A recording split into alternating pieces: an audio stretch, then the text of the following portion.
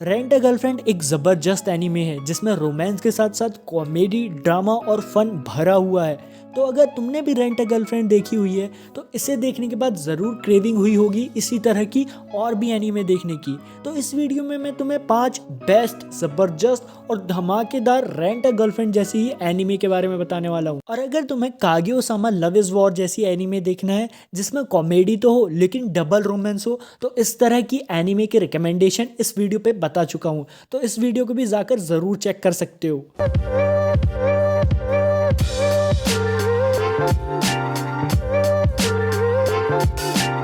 So number 5 पे है more than a married couple but not lovers. इसमें एक लड़का होता है जीरो जो कि हाई स्कूल में पढ़ता है और वो अपनी क्लासमेट सायोरी जो कि उसकी चाइल्डहुड फ्रेंड भी होती है उसे पसंद करता है। उनकी क्लास में एक अलग से ही असाइनमेंट दिया जाता है जिसमें क्लास के हर एक लड़के और लड़की को एज अ कपल रहना होता है और इसके मार्क्स भी ऐड होते हैं। तो कहानी यहाँ से ऐसे चेंज होती है कि जो जीरो होता है इंट्रोवर्ट सा, उसे बिल्कुल ही अपोजिट पर्सनैलिटी वाली लड़की अकारी का मैचअप मिलता है जो कि क्लास के सबसे फेमस लड़के मिनामी को पसंद करती है। और वहीं वो लोग देखते हैं कि यहाँ सायोरी और मिनामी का मैचअप हुआ है। शुरू में तो दोनों की नहीं बनती है, दोनों ही साथ में रहने में बड़ा स्ट्रगल करते हैं जिसके कारण उनके मार्क्स भी कम आते हैं। मगर यहाँ एक रूल होता है कि अगर तुम टॉप 10 में आते हो तो तुम अपने पार्टनर स्विच कर सकते हो, जिसके कारण दोनों ही म्यूचुअल अंडरस्टैंडिंग से ये डिसाइड करते हैं कि वो दोनों अच्छा परफॉर्म करके और अपने जो पार्टनर से वो स्विच कर लेंगे। लेकिन यहाँ पे एक चीज और भी ऐड होती है कि जिनके साथ उन्हें स्विच करना है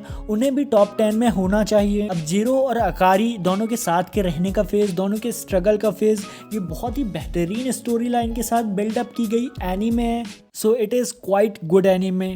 नंबर 4 पे है इंगेज किस। इसमें जापान की बेरन सिटी में डीमंस का अपीयरेंस होता रहता है जिससे फाइट करने के लिए अलग अलग एजेंसीज होती है, जिसमें से एक लड़का शू नाम का वो भी डीमन से फाइट करता है। और यहाँ वो डीमन से फाइट करता है एक डीमन की ही मदद से जिसका नाम किसारा होता है। उससे वो कॉन्ट्रैक्ट करता है जिसके हिसाब से किसारा को उसकी पावर मिलती है शू के किस करने से। हाँ, तुम बिल्कुल सही सुन रहे हो। इससे पहले वो दूसरी एजेंसी में काम कर चुका होता है जिसे उसकी एक्स गर्लफ्रेंड की मदर चलाती है, लेकिन जब उसका ब्रेकअप हो जाता है तो वो उस एजेंसी को छोड़ देता है। मगर अभी भी वो उसकी एक्स गर्लफ्रेंड यानी अयानो के कांटेक्ट में होता है, क्योंकि जब भी उसे फाइनेंशियल या फिर किसी भी तरह की हेल्प चाहिए रहती है वो उससे मदद मांगता है।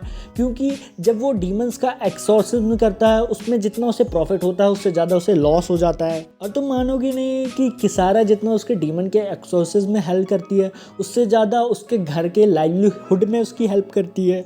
तो तुम समझ सकते हो कि यहाँ शू के पर्सनल और प्रोफेशनल दोनों ही लाइफ डिपेंड करते हैं दो लड़कियों के ऊपर। नंबर 3 पे है टोनी कावा, जिसका प्लॉट रेंट अ गर्लफ्रेंड के प्लॉट से तो बिल्कुल ही डिफरेंट है। क्योंकि इसमें जो लड़का होता है नासा, उसे पहली ही नज़र में एक लड़की पसंद आ जाती है जो कि उसकी जान भी बचाती है, जिसके बाद वो उसे प्रपोज भी कर देता है और उनकी ऑफिशियल मैरिज भी हो जाती है पहले ही एपिसोड में, जो कि रेंट अ गर्लफ्रेंड से तो बिल्कुल ही अपोजिट है। लेकिन इसके बाद का जो स्टोरी लाइनअप है वो बहुत सारी सिमिलैरिटीज ड्रॉ करता है रेंट अ गर्लफ्रेंड से। जो इस एनीमे में लड़की होती है सुकासा, वो भी बहुत सारी सिमिलैरिटीज ड्रॉ करती है चिजुरू से। इस एनीमे के डिफरेंट सिनेरियोस वो भी काफ़ी कैची हैं रेंट अ गर्लफ्रेंड के जैसे। पहले ही एपिसोड में मैरिज होने के बावजूद भी ये एनीमे बहुत अच्छी पेस पे चलता है और इसे देखने के बाद ये एनीमे मुझे काफ़ी पसंद भी आया था, इसलिए इसकी रिकमेंडेशन की लिस्ट में होना ज़रूरी है।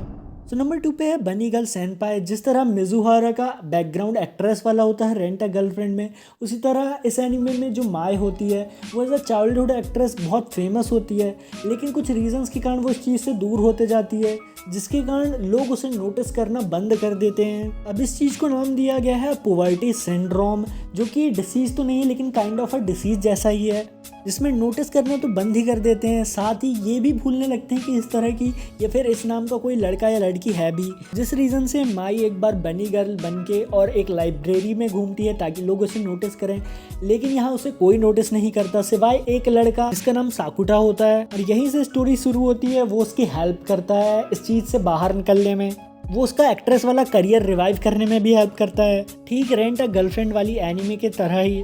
अब ये जो पुवर्टी सिंड्रोम वाला प्लॉट है ये सिर्फ माई के साथ देखने के लिए नहीं मिलेगा, साकुटा के जो आसपास जितने भी कैरेक्टर हैं, जो उससे जुड़े हुए कैरेक्टर हैं, उनके साथ कुछ ना कुछ ये वाली चीज़ें देखने के लिए मिलेंगी जिसमें साकुटा ही हेल्प करता है। इसकी एक मूवी भी है, rascal doesn't dream of a बनी गर्ल सेनपाई, तो इस एनीमे को भी ज़रूर देखना और इसकी मूवी भी मैं ज़रूर रिकमेंड करूँगा। सो नंबर 1 पे है अ कपल ऑफ कुकूज़, जिसमें मेन कैरेक्टर जो नागी होता है वो वेल्दी फैमिली में तो पैदा होता है, लेकिन बर्थ के टाइम वो स्वैप हो जाता है एक लड़की एरिका से, जिसकी फैमिली उतना ज़्यादा वेल्दी नहीं होती। लेकिन अब एरिका जो है वो बहुत ज़्यादा हाई फाई वेल्दी फैमिली में है, और जो नागी है अब वो दूसरी फैमिली में है। और नागी की एक बहन भी होती है जिसका नाम होता है साची, लेकिन साची एरिका की सगी बहन होती है। एरिका बहुत ही बड़ी सोशल मीडिया इन्फ्लुएंसर या फिर सोशल मीडिया स्टार होती है, वही नागी एक बहुत ही पढ़ने लिखने वाला होनहार लड़का। लेकिन जब ये बात सबके सामने आती है तो उनकी फैमिली डिसाइड करती है दोनों की मैरिज कर देना, ताकि दोनों ही फैमिली में वो दोनों बच्चे रह सकें। ये बात सुन के दोनों ही मना कर देते हैं, क्योंकि जो नागी होता है उसकी क्रश होती है उसकी क्लासमेट हीरो। फिर भी जो एरिका के फादर होते हैं, जो कि एक हिसाब से नागी के रियल फादर हैं, वो इंसिस्ट करते हैं और अपना एक बंगला दे देते हैं एरिका और नागी को कुछ टाइम साथ गुजारने के लिए।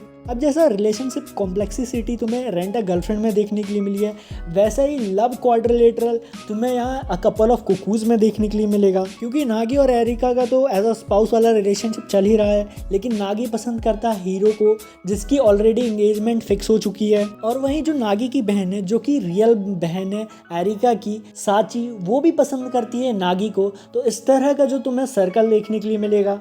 सो बहुत ही फन टू वॉच एनीमे है, बिल्कुल भी मिस नहीं करनी चाहिए। तो कमेंट में ज़रूर बताना कि इनमें से कौन सी तुम्हारी फेवरेट एनीमे है, और रेंट अ गर्लफ्रेंड जैसी और कौन सी एनीमे तुम रिकमेंड करोगे। सो यार, वीडियो पसंद आई हो, रिकमेंडेशन पसंद आया हो तो ज़रूर वीडियो को लाइक कर देना और चैनल को सब्सक्राइब कर देना।